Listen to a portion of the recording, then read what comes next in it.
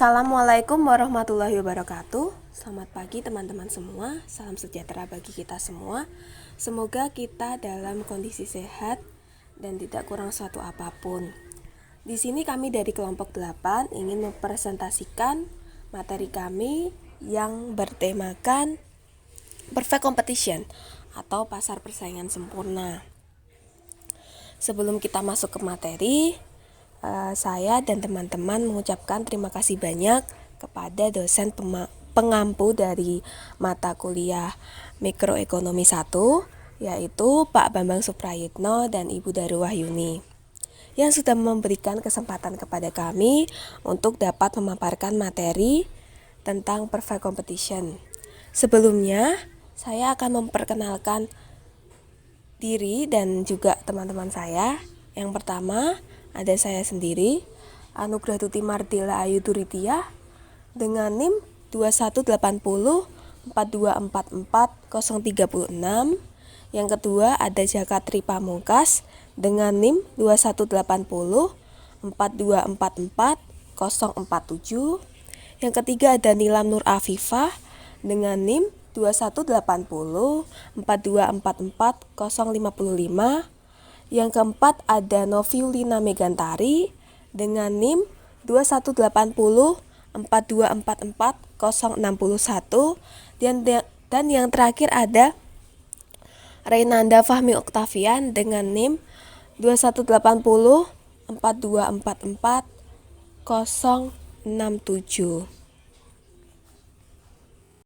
Oke teman-teman, jadi untuk materi Perfect Competition ada 5 subbab yang harus dibahas.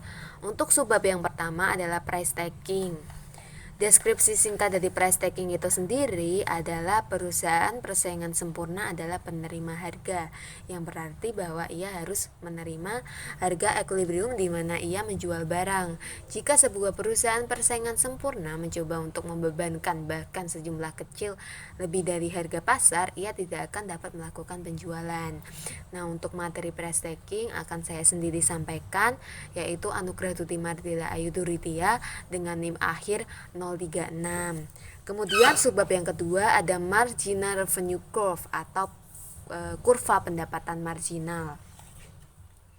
Marginal revenue adalah perubahan total pendapatan dari unit tambahan yang terjual dari barang atau jasa perusahaan. Jadi dalam konteks ini marginal revenue bisa diartikan sebagai kenaikan atau penurunan penerimaan karena adanya penambahan atau pengurangan satu unit output.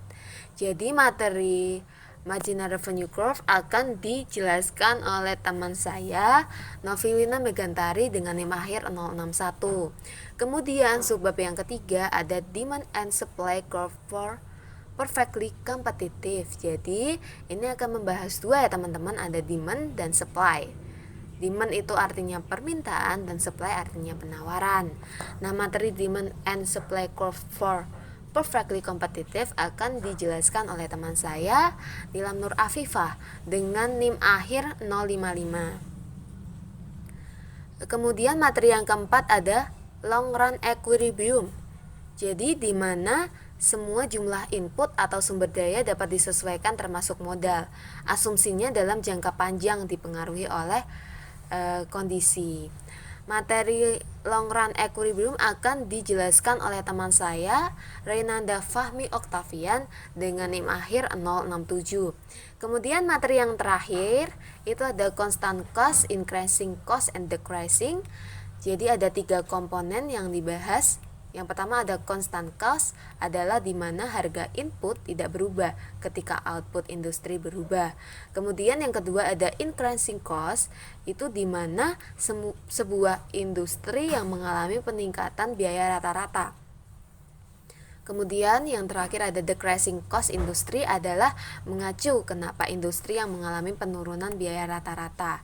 Nah, materi constant cost, increasing cost, and decreasing akan dijelaskan oleh teman saya Jaka Tri Pamungkas dengan NIM akhir 047. Oke, kita masuk ke materi ya. Tapi sebelumnya, sebelum kita masuk ke materi inti, tentunya ada materi pengantar yang akan saya jelaskan. Nah, Apa sih pasar persaingan sempurna itu? Nah, pasar persaingan sempurna itu adalah dunianya para price taker. Jadi, sebuah perusahaan yang bersaing sempurna dengan menjual produk yang bersifat homogen. Ingat, produknya adalah produk yang sifatnya homogen, bukan heterogen. Jadi, produk yang dijual adalah produk yang sama, memiliki banyak kesamaan. Produk itu sedemikian kecil dibandingkan pasarnya sehingga tidak dapat mempengaruhi harga pasar. Produk itu hanya mengikuti harga yang berlaku. Oke, jadi bisa ditarik kesimpulan ya. Pasar persaingan sempurna itu adalah pasar yang menjual barang yang sifatnya itu homogen gitu. Kemudian apa sih yang menjadi ciri-ciri dari pasar persaingan sempurna? Apa karakteristiknya? Nah, yang pertama itu adalah banyak pembeli atau perusahaan dalam pasar. Jadi konsumen yang membutuhkan barang di pasar persaingan sempurna itu sangatlah banyak. Jadi bisa ditarik kesimpulan adalah banyak pembeli. Nah, terus yang kedua, penjual dan pembeli tidak mampu menentukan harga. Jadi harganya sudah harga yang pasaran itu. Harga di pasaran. Terus yang ketiga, penjual atau perusahaan mudah masuk keluar pasar. Terus yang keempat, setiap produsen atau perusahaan atau penjualan menghasilkan atau menjual barang yang sama, yang sifatnya sama tadi atau homogen. Terus yang kelima, pembeli mempunyai pengetahuan yang sempurna tentang keadaan di pasar. Itu dia tentang ciri-ciri dari pasar persaingan sempurna. Nah, terus ada notes ya yang perlu diingat. Yang pertama, dalam pasar persaingan sempurna ada banyak perusahaan kecil yang masing-masing memproduksi sebuah produk yang identik dan masing-masing perusahaan terlalu kecil untuk mempengaruhi harga pasar. Terus yang kedua, pesaing sempurna menghadapi sebuah kurva permintaan yang benar-benar horizontal. Terus yang ketiga, pendapatan tambahan yang diperoleh dari tiap-tiap unit tambahan output yang dijual dengan demikian akan sama dengan harga pasar. Nah, itu 3 poin penting itu harus dikuasai sebelum kita masuk ke kurvanya, sebelum kita masuk ke long equilibrium. Nah, nanti kita kalau tidak mengetahui dasarnya tidak bisa mengetahui yang selanjutnya yang lebih mendalam lagi. Nah, seperti itu teman-teman. Saya Anugrah Tuti Mardela Ayu Duritia dengan NIM akhir 036 akan menjelaskan tentang kebaikan dari pasar persaingan sempurna. Beberapa kebaikan dari pasar persaingan sempurna dibandingkan bentuk atau struktur pasar-pasar yang lain adalah: yang pertama, persaingan sempurna memaksimumkan efisiensi. Pada struktur pasar persaingan sempurna, dalam jangka panjang perusahaan akan mendapat untung normal atau normal profit. Keuntungan normal ini akan dicapai apabila biaya produksi adalah yang paling minimum. Dengan demikian, dalam jangka panjang, efisiensi produktif selalu dicapai oleh perusahaan dalam persaingan sempurna. Selain itu, dalam persaingan sempurna, harga sama dengan hasil penjualan marginal. Dalam melakukan pemaksimuman keuntungan, syaratnya adalah hasil penjualan marginal sama dengan biaya marginal. Dalam jangka panjang, keadaan ini juga berlaku, yaitu harga sama dengan hasil penjualan marginal sama dengan biaya marginal. Kesamaan ini membuktikan bahwa pasar persaingan sempurna juga mencapai efisiensi alokatif. Dengan demikian, efisiensi produktif dan efisiensi alokatif dapat dicapai dalam pasar persaingan sempurna. Yang kedua, adanya kebebasan untuk memilih atau choice di dalam pasar yang bebas seperti yang terjadi pada struktur pasar persaingan sempurna. Tidak seorang pun mempunyai kekuasaan dalam menentukan harga. jumlah produksi, dan jenis barang yang diproduksikan. Begitu pula dalam menentukan bagaimana faktor-faktor produksi digunakan dalam masyarakat. Efisiensi inilah yang menjadi faktor yang menentukan pengalokasinya. Dengan adanya kebebasan untuk memproduksikan berbagai jenis barang, maka masyarakat juga dapat mempunyai pilihan yang lebih banyak terhadap barang-barang dan jasa-jasa yang diperlukan untuk memenuhi kebutuhannya. Masyarakat mempunyai kebebasan yang penuh atas pilihan yang dibuatnya dalam menggunakan faktor-faktor produksi yang mereka miliki. Oke teman-teman, jadi kita akan masuk ke materi poin yang pertama, yaitu price taking teman-teman. Nah, tadi sudah dibahas ya, sudah disinggung juga di materi pengantar. Jadi pasar persaingan sempurna atau persaingan sempurna adalah dunianya dari para price taker. Jadi sebuah perusahaan menjual produk yang sifatnya homogen, produk identik atau identical product yang dijual oleh perusahaan-perusahaan lain dalam industri. Terus yang kedua, produk hanya mengikuti harga yang berlaku di pasaran. As example-nya, sebagai contoh, ketika Ani menjual produk homogen seperti gandum, perusahaan itu menjual ke sekelompok besar pembeli dengan harga 30.000 per kilogram. Kemudian perusahaan menerima harga sesuai dengan harga yang dikenakan oleh penyedia akses. Nah, maksudnya di sini adalah penyedia akses itu apa sih? Nah, penyedia akses itu maksudnya jika kita memproduksi gandum, tentunya ada bahan bakunya ya. Bahan bakunya apa segala macam. Nah, itu kita beli dari penyedia akses. Nah, penyedia akses bahan baku. Oke. Lanjut, next. Tingkat harga pada pasar persaingan sempurna sangat dipengaruhi oleh adanya permintaan dan penawaran. Nah, terus jumlah output perusahaan relatif sangat kecil dibanding output pasar. Jadi di perusahaan itu lebih kecil daripada di pasar. Maka berapapun yang dijual perusahaan, harga relatif tidak berubah ya. Gitu teman-teman. Nah, terus permintaan total atau total revenue perusahaan sama dengan jumlah output dikali harga jual. Jadi jumlah outputnya berapa, kemudian dikalikan dengan harga jual, ketemu total revenue, permintaan total. Karena ketidakmampuan penjual dan pembeli dalam mempengaruhi harga atau price takers, maka harga secara otomatis telah ditentukan atau given oleh pasar. Ya, dengan demikian penerimaan rata-rata atau average revenue, ya. Dengan demikian penerimaan rata-rata atau average revenue dan penerimaan marginal atau marginal revenue adalah sama dengan harga.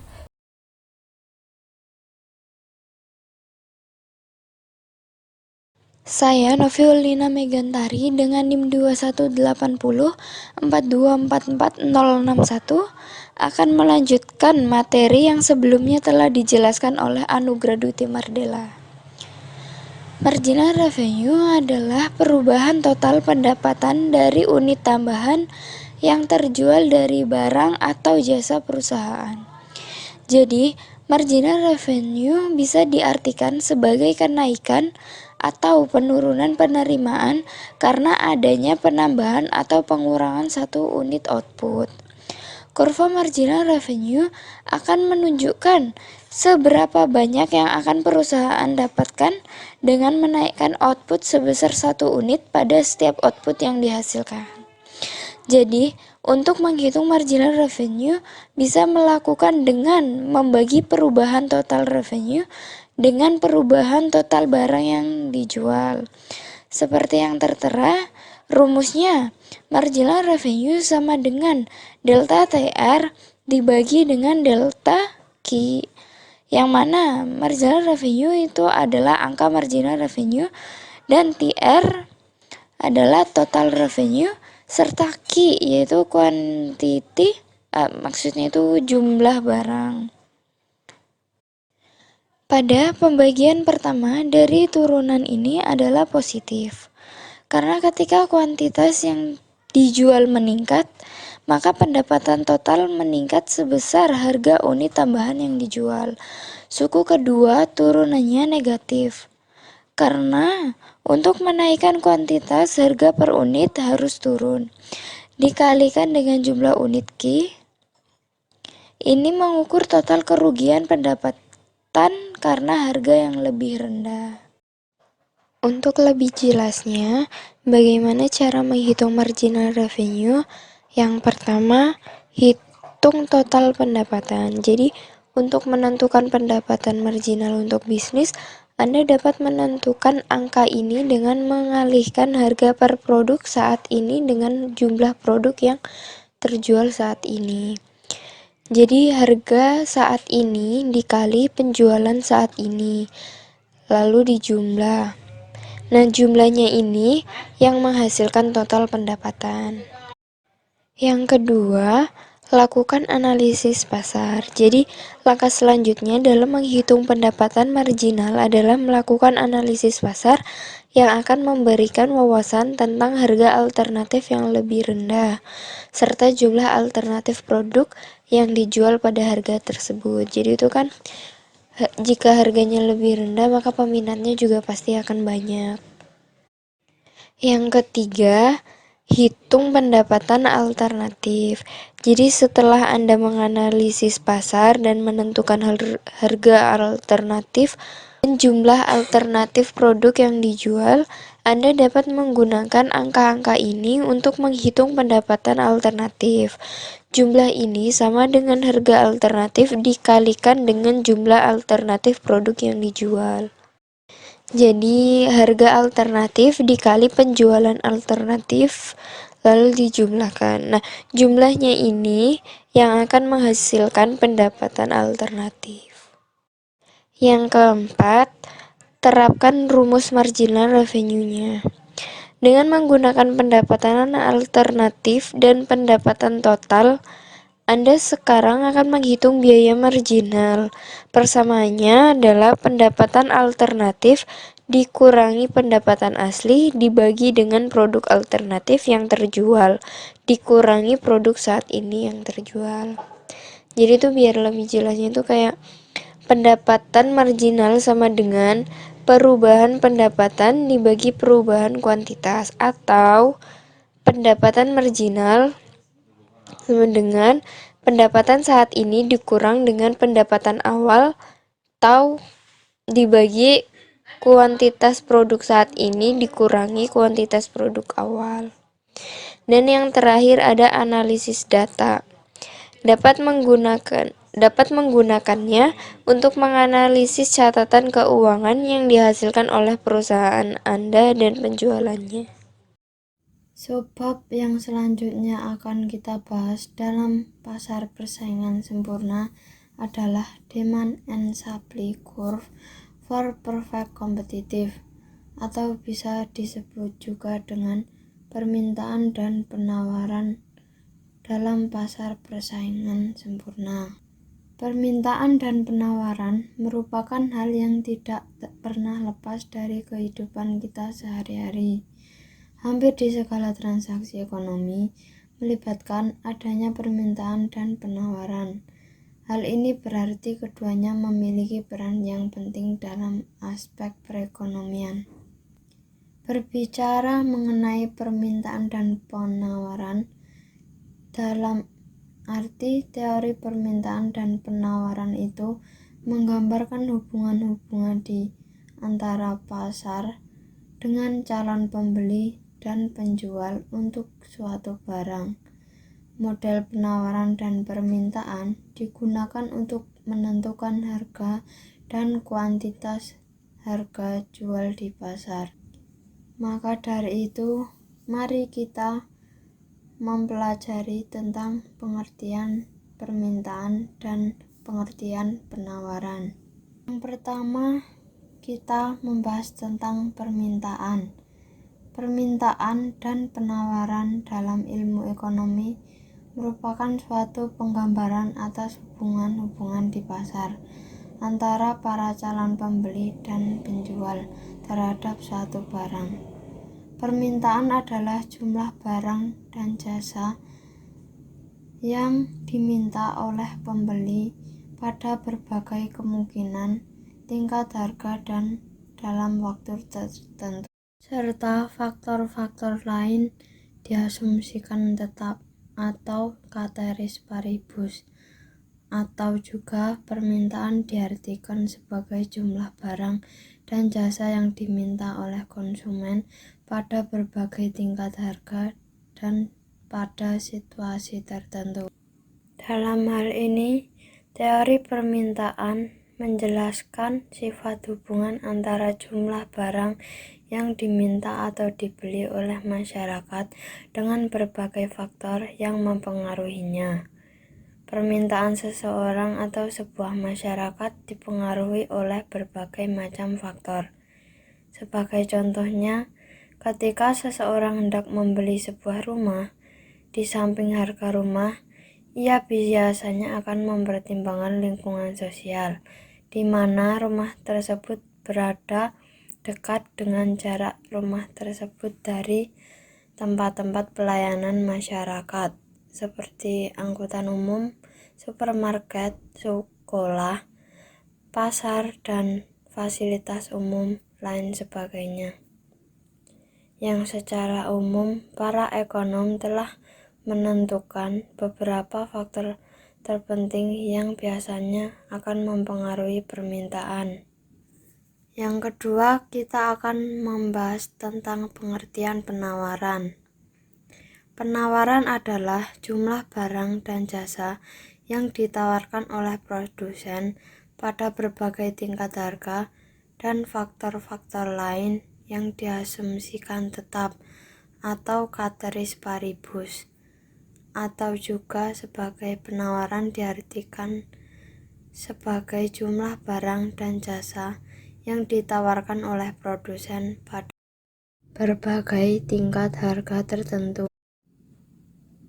Dalam hal ini, teori penawaran adalah teori yang menjelaskan sifat hubungan antara jumlah barang yang ditawarkan atau diproduksi oleh produsen dalam perusahaan terhadap berbagai faktor yang mempengaruhinya. Hukum teori permintaan dan penawaran dengan semua asumsi diabaikan atau ceteris paribus, yaitu law of demand. Jika harga semakin murah, maka permintaan atau pembelian akan semakin banyak, dan sebaliknya law of supply. Jika harga semakin murah, maka penawaran akan semakin tinggi. Maka selanjutnya, kita akan membahas faktor-faktor yang mempengaruhi permintaan. Yang pertama ada harga barang atau jasa. Apabila harga suatu barang naik, maka permintaan terhadap barang atau jasa tersebut akan turun, dan berlaku sebaliknya. Dalam hal ini, sebagai contohnya, apabila ada suatu perusahaan yang menjual suatu produk dalam pasar persaingan sempurna, jika ia menambah daya atau tingkat harga tersebut naik, maka perusahaan akan terpengaruh ke arah yang negatif, yaitu akan mengalami kerugian. Faktor yang kedua adalah pendapatan. Bila pendapatan pembeli atau konsumen meningkat, maka permintaan terhadap barang atau jasa akan cenderung bertambah, dan berlaku untuk sebaliknya. Faktor pendapatan ini merupakan salah satu faktor yang penting dalam menentukan jumlah permintaan terhadap suatu produk. Pada umumnya, kenaikan pendapatan masyarakat akan meningkatkan permintaan terhadap barang tersebut. Contohnya adalah laptop. Jika pendapatan masyarakat meningkat, permintaan terhadap laptop akan meningkat juga. atau kurva akan bergeser ke kanan.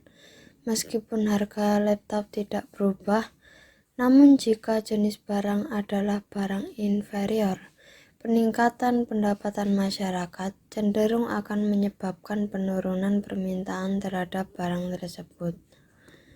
Contohnya adalah kompor minyak tanah adalah barang inferior jika dibandingkan dengan kompor gas, sehingga saat pendapatan masyarakat meningkat, permintaan terhadap kompor minyak tanah akan turun. Faktor yang ketiga adalah intensitas kebutuhan. Bila kebutuhan akan barang atau jasa bersifat mendesak, maka pemerintah akan barang atau jasa tersebut akan meningkat dan berlaku sebaliknya.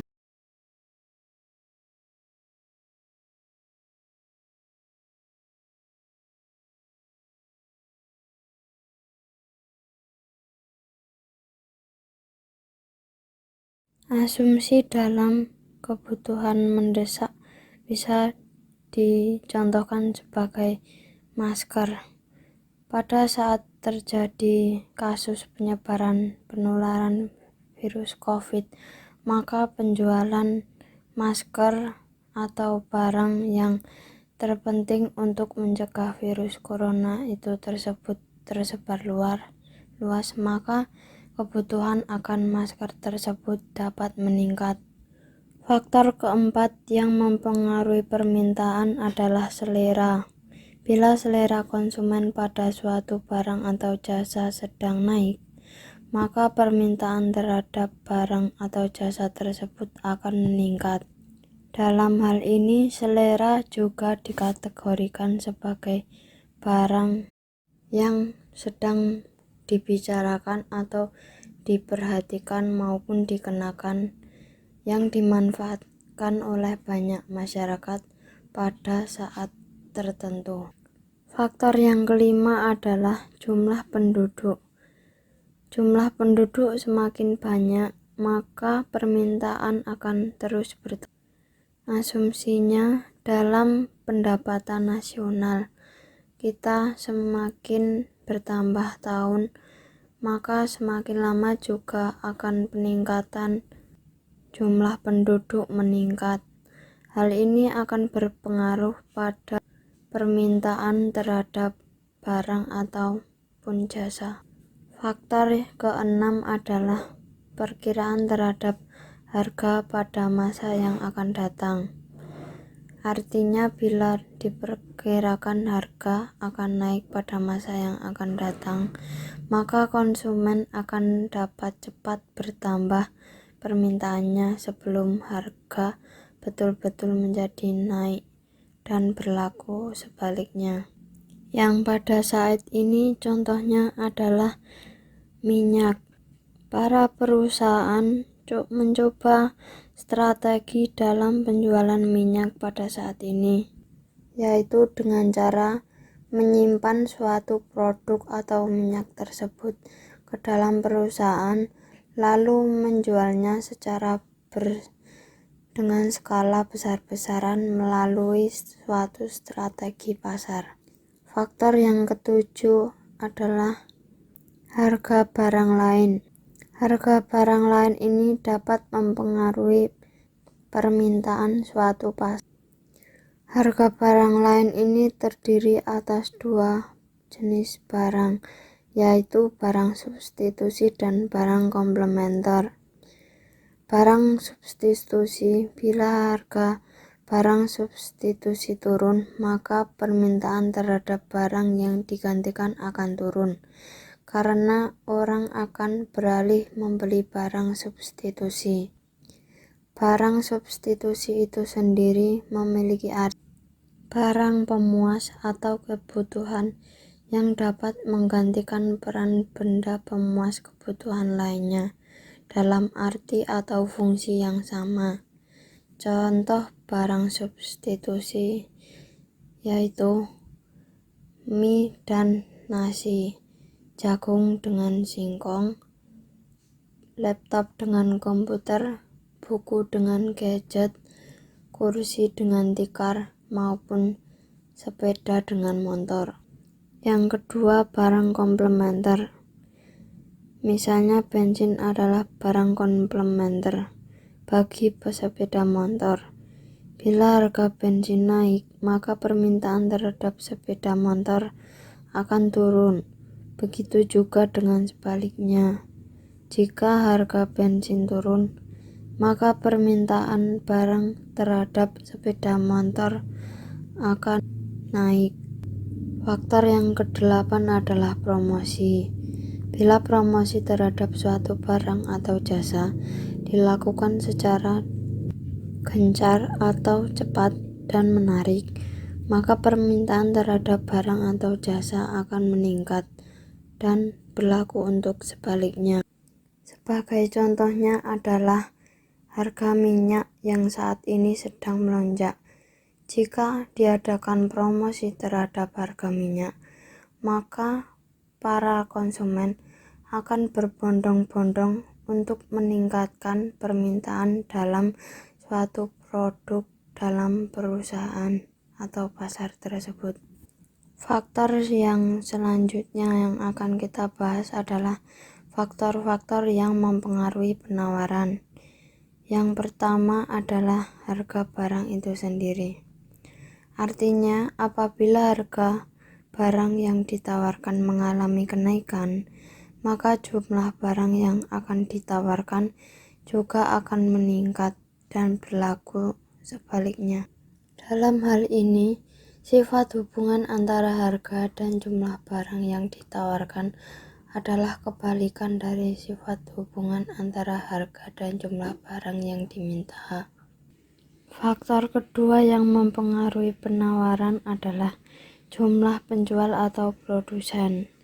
Artinya, jika jumlah produsen suatu barang tersebut tinggi, maka jumlah penawaran terhadap barang tersebut akan tinggi juga. Faktor ketiga yang dapat mempengaruhi penawaran adalah bencana alam. Jika terjadi bencana alam pada suatu daerah penghasil suatu produk, maka dipastikan bahwa jumlah produksi barang tersebut akan menurun dan mempengaruhi tingkat penawarannya.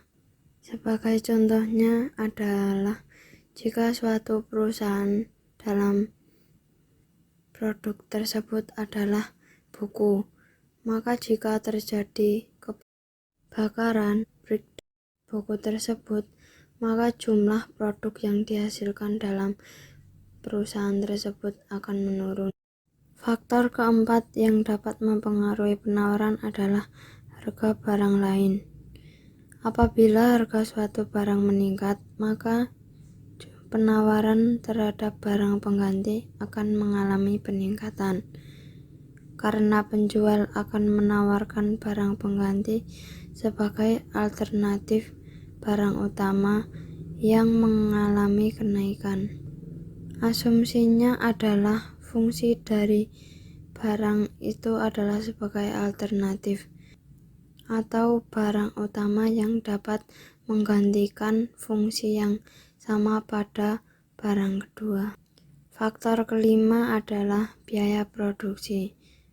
Apabila biaya produksi meningkat, maka harga barang-barang yang diproduksi akan tinggi. Akibatnya, produsen akan menawarkan barang produksinya dalam jumlah yang sedikit. Hal ini dapat diartikan dengan suatu perusahaan akan tetap memproduksi suatu produk dalam perusahaannya, tetapi dengan cara menawarkan barang dengan produksinya dengan jumlah yang sedikit, agar suatu barang dalam perusahaan tersebut tidak mengalami kerugian. Faktor keenam yang dapat mempengaruhi penawaran adalah kemajuan teknologi. Kemajuan teknologi sangat berpengaruh besar terhadap kecil barang yang ditawarkan. Kemajuan teknologi menimbulkan efek yaitu produksi dapat ditambahkan, sehingga penawaran, peningkatan, dan biaya produksi semakin murah, sehingga keuntungannya akan bertambah dalam suatu perusahaan.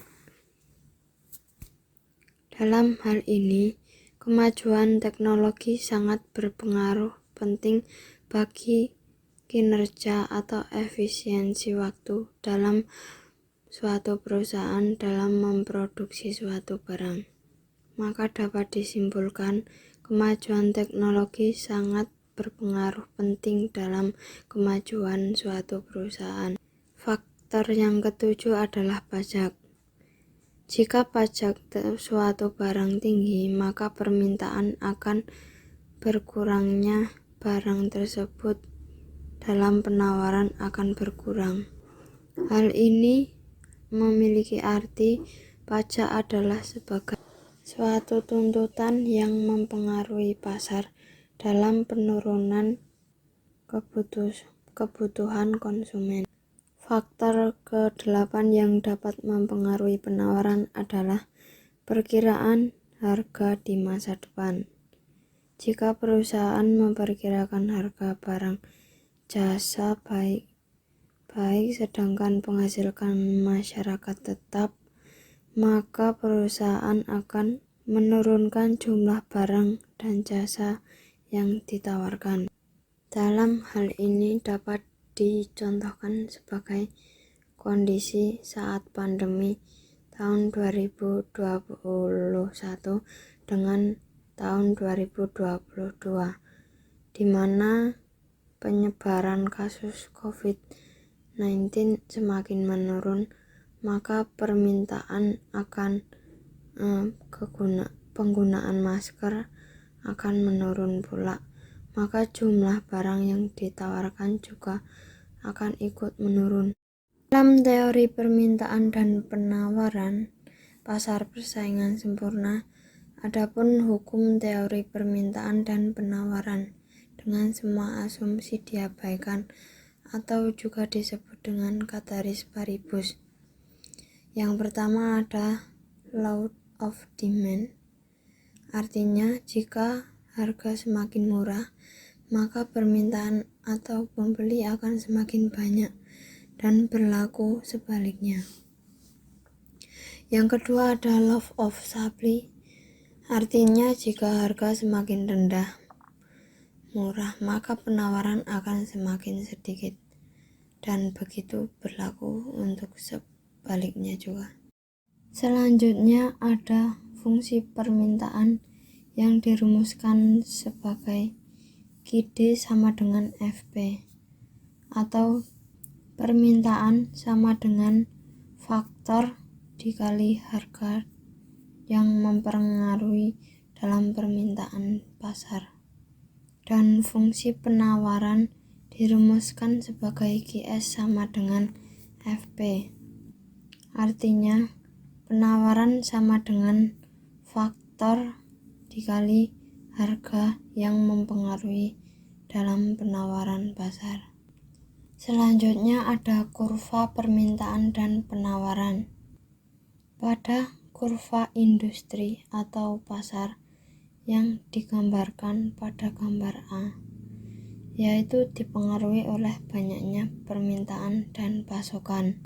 Itu artinya kurva industri atau pasar itu sendiri dipengaruhi oleh konsumen. Dan pada kurva perusahaan yang tergambar dalam kurva perusahaan B, itu dipengaruhi oleh pasar elastis sempurna, yang artinya permintaan yang koefisien elastis atau permintaannya tak terhingga. Permintaan ini terjadi jika ada perubahan jumlah yang diminta meskipun tidak ada perubahan harga. Dalam kedua kurva tersebut memiliki arti yang berbeda pula, dengan gambar yang memiliki kecenderungan yang berbeda. Dikarenakan pada kurva A atau industri menunjukkan tingkat harga dalam pasar persaingan sempurna ditentukan oleh permintaan dan penawaran. Dan pada kurva B atau kurva perusahaan menunjukkan jumlah output perusahaan relatif sangat kecil dibanding dengan output pasar, maka berapapun yang dijual dalam perusahaan, harga relatif tidak akan berubah. Karena perusahaan individual bertindak sebagai price taker atau pengambil harga, maka kurva permintaan yang dihadapi oleh perusahaan berupa garis horizontal sebesar P. Kurva permintaan D sama dengan kurva penerimaan rata-rata atau AR sama dengan kurva penerimaan marginal atau MR dan sama dengan harga atau P. Kurva penerimaan total berbentuk garis lurus dengan sudut kemiringan positif atau bergerak mulai dari titik 0,0. Saya Renanda Fame Octavian dengan NIM 21804244067 akan melanjutkan materi dari Nilam. Long run equilibrium adalah masa di mana semua jumlah input atau sumber data dapat disesuaikan termasuk modal. Asumsi dalam jangka panjang dipengaruhi oleh kondisi, yaitu semua faktor produksi tidak tetap, perusahaan dapat meningkatkan atau menurunkan skala produksinya, ada perusahaan baru yang masuk dan keluar dari industri. Apa yang terjadi dalam jangka panjang? Jangka panjang berbeda dari jangka pendek dalam dua cara. Satu, perusahaan dapat menyesuaikan semua input dan biaya tetap tidak hangus. Yang kedua, ada masuk dan keluar. Jumlah perusahaan dalam industri dapat berubah. Perusahaan yang menderita kerugian dapat meninggalkan pasar, dan perusahaan yang mengantisipasi keuntungan dapat masuk. Menurut gambar yang di atas, P itu harga, Q itu jumlah, N itu jumlah perusahaan. Dalam kurva long run equilibrium bersifat tidak tetap, maksudnya biaya marginalnya, karena faktor produksi dapat berubah. Maka kurva jangka panjang menjadi lebih kompleks dan lebih sulit digeneralisasi. Equilibrium perusahaan menggunakan kurva MR dan MC. Maksimasi keuntungan atau profit dapat dijelaskan juga menggunakan kriteria marginal revenue sama dengan marginal cost atau MR sama dengan MC. Karena MR untuk perusahaan pada pasar persaingan sempurna adalah P, maka output optimal dihasilkan jika P sama dengan MC. Berdasarkan kurva di atas, jika PE lebih besar daripada AFC, maka perusahaan masih bisa melanjutkan usahanya meskipun perusahaan mengalami kerugian atau P kurang dari ATC. Tetapi kontribusi marginal yang diperoleh adalah positif dan hal ini bisa membantu mengurangi biaya tetap. Sebaliknya, jika PE lebih kurang dari AFC, maka perusahaan sebaiknya ditutup karena semakin banyak yang diproduksi akan semakin menghasilkan kerugian bagi perusahaan tersebut. Sehingga dapatlah ditarik kesimpulan untuk mengambil keputusan perusahaan dalam jangka pendek, yaitu A. Jika MC kurang dari MR, total keuntungan belum maksimal, maka perusahaan harus meningkatkan outputnya. B. Jika MC lebih dari MR, tingkat keuntungan menjadi menurun, sehingga perusahaan harus menghentikan produksinya. Dan yang C, jika MC sama dengan MR, maka tingkat keuntungan jangka pendek adalah maksimum. Materi selanjutnya adalah cost and cost industri. Cost and cost industri adalah di mana harga input tidak berubah ketika output industri tersebut berubah. Yang kedua, mengapa disebut cost and cost industri? Cost and cost industri adalah karena peningkatan permintaan awal, yaitu harga kembali ke level semula dalam jangka panjang. Oleh akibatnya, kurva penawaran jangka panjang tersebut berbentuk horizontal atau elastis sempurna. Karena kurva biaya masing-masing perusahaan tidak terpengaruh oleh perubahan output industri tersebut. Untuk penjelasan mengenai kurva, kelompok kami telah menyediakan gambar kurva, yaitu pada kurva B menunjukkan penurunan kurva penawaran jangka panjang untuk industri biaya konstan.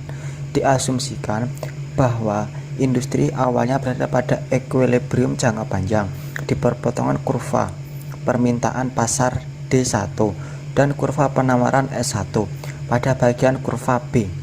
Titik A berada pada kurva penawaran S1. Karena ini akan memberitahu kita industri akan menghasilkan output Q1 ketika harga equilibrium jangka panjang dalam P1. Yang kedua datang dari increasing cost industry. Increasing cost industry adalah di mana sebuah industri yang mengalami peningkatan biaya rata-rata ketika melakukan ekspansi, atau yang dapat diartikan usaha tersebut merupakan disekonomi internal. Selanjutnya, contoh bidang yang sering terjadinya increasing cost adalah perusahaan tambang. Pada kurva kedua, dalam kurva jangka panjang ini, industri akan meningkatkan biaya, yaitu sehingga menyebabkan kurva miring kurva S1 ketika permintaan meningkat, awalnya menyebabkan kenaikan harga P2. Perusahaan akan meningkatkan output mereka dari Q1 ke Q2 pada gambar A, kemudian akan menghasilkan kurva penawaran ke kanan. Yang ketiga ada decreasing cost industry. Decreasing cost industry adalah kenapa industri yang mengalami penurunan biaya rata-rata ketika mereka tumbuh lebih besar. Kurva dalam hal ini, kurva pasokan jangka panjang industri ini miring ke bawah. Pada kurva di samping dijelaskan pada industri skala menurun atau decreasing cost industry.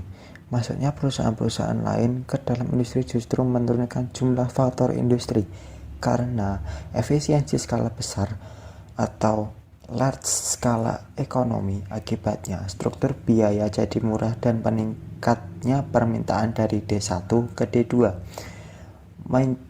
mencirikan harga jual P2, mengundangnya masuknya perusahaan-perusahaan lain. Berikut merupakan referensi yang kami gunakan.